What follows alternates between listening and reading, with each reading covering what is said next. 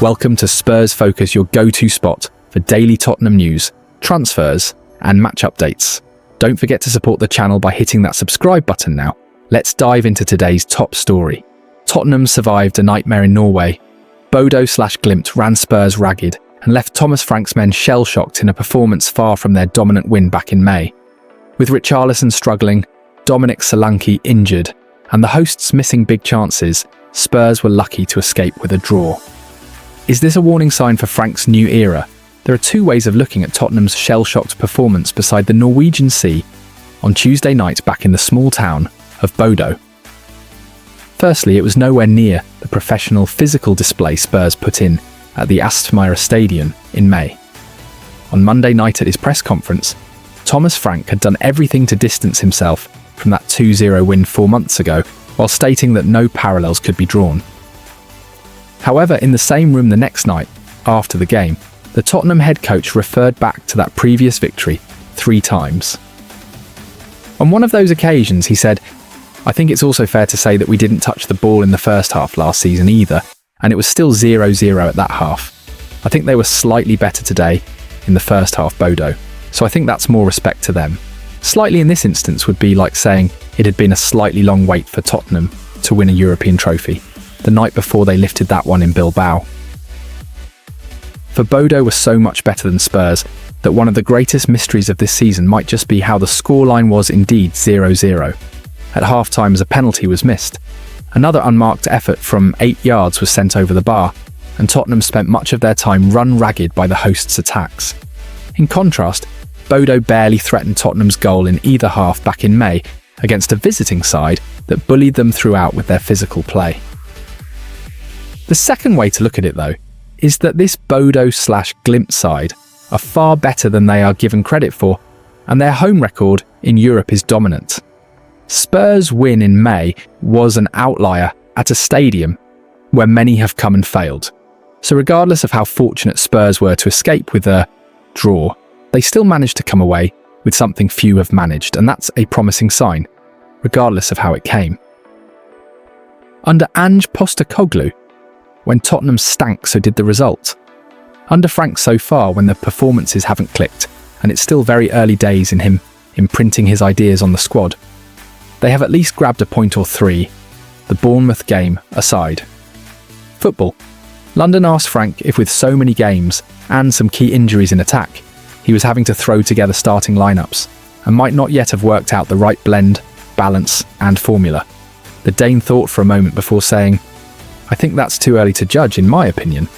You can say we didn't play our best first half today, but I made it very clear from the beginning, I have a big respect for Bodo, and everyone should have for what they do and what Kjetil Knutsen is doing.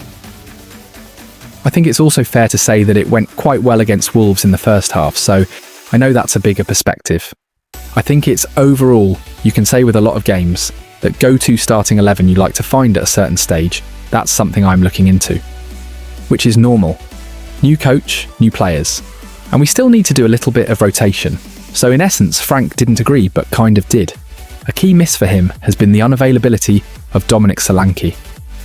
The striker and the club have finally had to give in to undergo a minor procedure that is expected to fix his ankle problem and keep him out only for a few more weeks, with the international break eating up the bulk of it. If you're looking for differences to May, Solanke was one. Not only did the England international score, but he provided an outlet for Tottenham to get up the pitch, either through his hold-up play or his dribbling. That day Richarlison played on the left of the attack, meaning the Premier League side had 2 physical threats up top. This time the Brazilian played up on his own through the middle and looked like a man who has been playing far more football than his body has been used to over recent years. His work rate has dipped accordingly, and so has his hold-up play. It was like kicking a ball against a wall at times for his teammate, only it would bounce to Bodo players. Richarlison was not alone in being far less impactful than in May. Brennan Johnson offered nothing other than the second half shot that Rodrigo Bentancur turned into the net, only for a Mickey van de Ven shirt pull to result in it being ruled out. What was also disappointing was the Wales international's efforts, or lack of, in the physical aspects of the game. One in particular came on 32 minutes. Bodo con Glimt were awarded a penalty, which came after Johnson barely attempted to jump for an aerial challenge. That meant a free header for the defender to guide it unhindered where he wanted, and Fredrik Andre Bjorken was played in wide on the left of the Spurs box, where Rodrigo Bentancur's late lunge brought him down. Johnson and the Uruguayan's blushes were spared though, when Casper Ho blazed his penalty into the net, only it was the netting hung high over the crossbar to prevent the ball from flying out of the stadium and into the road behind. Pedro Porro was another who had a very different game to last time out in the little coastal town. He did contribute again at the attacking end of the pitch, this time hitting the right-hand post with a free kick, and then curling in a great cross for Van de Ven to head home late on and kickstart the comeback. However, in defence, the Spaniard had already been given a torrid time by Jens Petter Hauge. The Bodo number 10 finally grabbed the goal the host deserved on 53 minutes when he cut inside from the left, turned Porro inside out, and curled a shot into the far corner of the net. 12 minutes later, Hauge again left Porro dizzy in his wake, before smashing a low shot into the bottom right corner.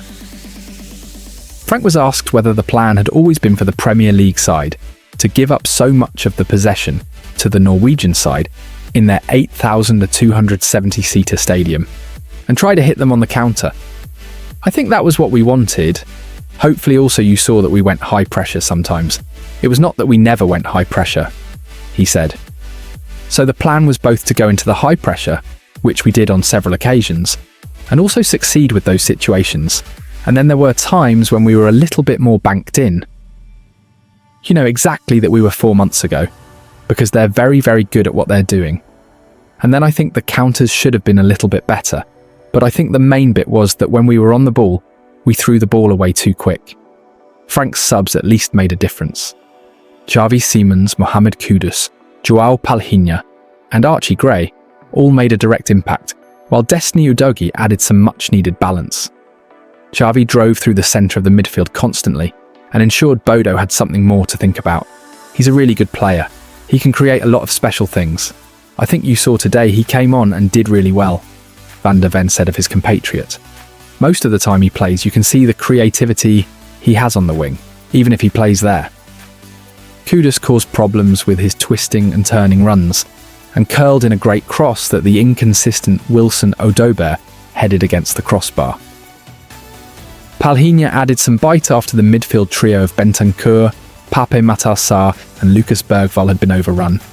19-year-old Gray again showed that he can get into good positions as an 8, and it was his run into the box and shot that the keeper could only push against Bodo defender Jostein Gundersen, and the ball bounced back into the net to spare Spurs blushes. Gray will be pushing for a start against his boyhood club Leeds on Saturday.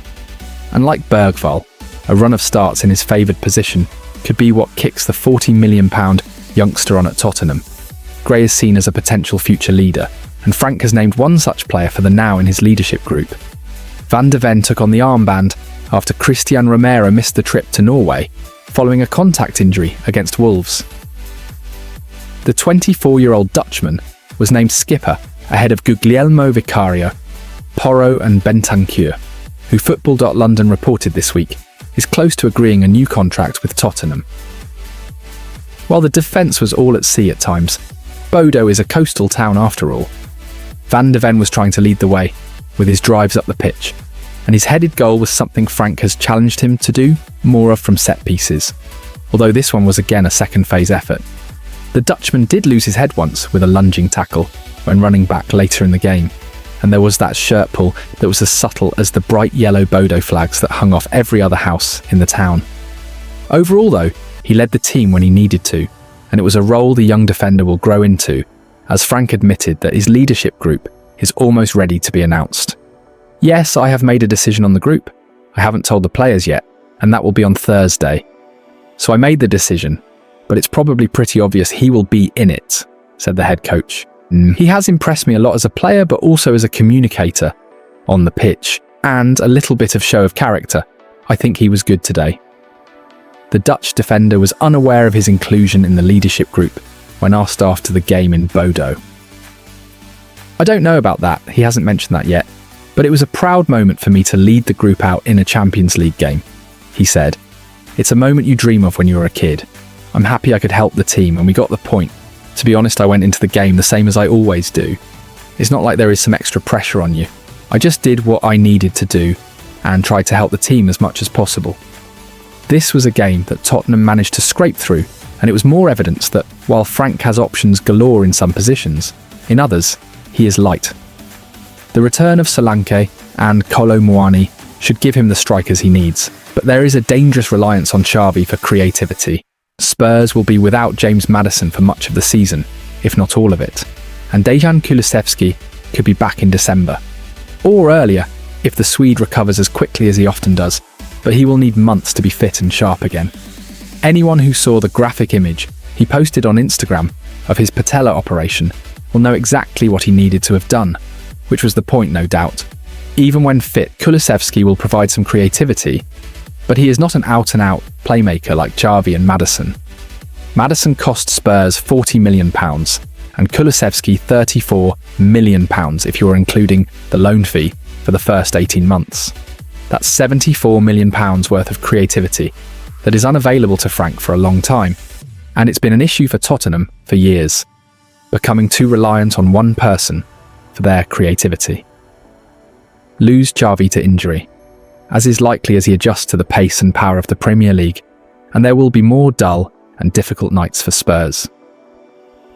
A perfect show of intent for the Lewis family would be to back the North London club they own, in lining up another playmaker for January 1st to ensure there will be none of the creativity-shorn problems that dogged the end of last season. Vivienne Lewis and her son-in-law Nick Butcher, two of the powerful figures behind Spurs, were in Bodo this week, watching the U19s beat their counterparts 6-0 on Tuesday morning, and then the first team unable to do similar late that evening. The duo joined Spurs CEO Vinay Venkatesham and technical director Lang for a walk alongside the Norwegian Sea after a pre-match lunch that afternoon. And it was another public appearance amid 3 expressions of interest in a takeover this month. The latest from the American consortium, headed up by DJ-turned-tech entrepreneur Brooklyn Eric. Eric has proved to be a colourful character on social media since the news broke of the approach he was heading up. His consortium are reportedly planning to bid £3.3 billion for the club and provide an additional £1.2 billion in transfer funds for Frank.